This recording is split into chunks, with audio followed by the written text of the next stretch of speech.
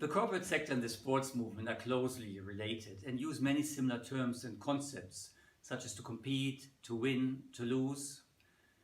Actually, modern companies and management processes often refer to the sports movement and benefit from certain concepts such as fair play, as well as from exercises such as team building. However, with the resources the corporate sector has, companies have enhanced certain skills, and some seem to have actually optimized their skills through concepts which are common in sport, and the sports movement can benefit from this now. Not everything the corporate sector does is new, but it is done in a very strategic and skillful manner. Those companies who manage to be innovative and stay modern seem to be more successful than others.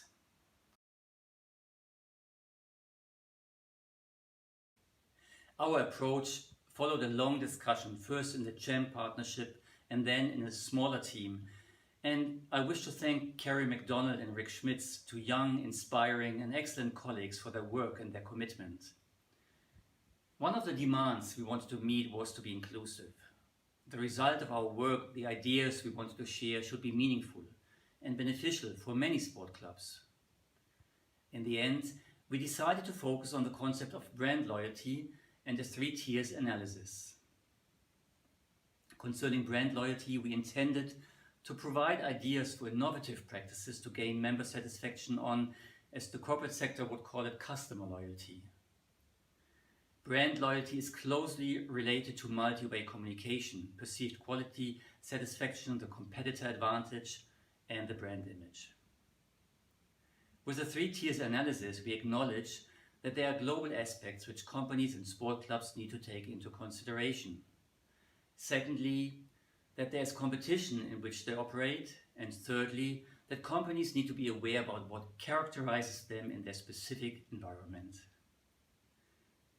For the first, or if you will, upper level, we are suggesting a PESTEL analysis, which looks at the complete setting or climate, the political, economic, social, technological, or legal climate in which they or the sports club operate in.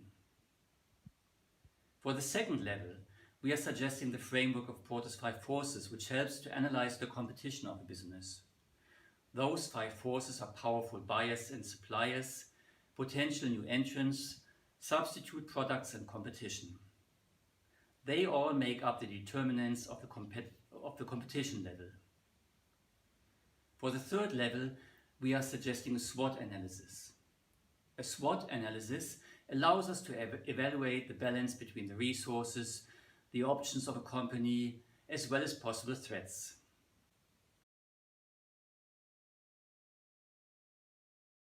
For PESTEL, we use Starbucks and McDonald because we found that for the non-expert, it is very comprehensible how they responded to global developments. For Porter's 5 forces, we used Uber and Lime. Both operate in a highly competitive climate, which is composed of taxis, bikes, scooters and others, with a high risk of being substituted.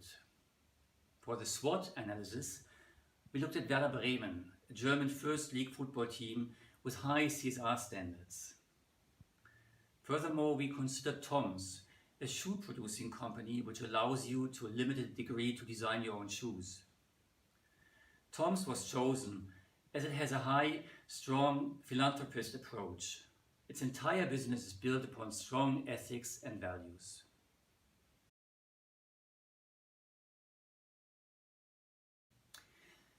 Clubs should define their unique selling proposition. They can't stop competitors from infiltrating the market, but they can control their own approach and strategy. Secondly, clubs should adapt to the needs of their target demographic. Are their services accessible?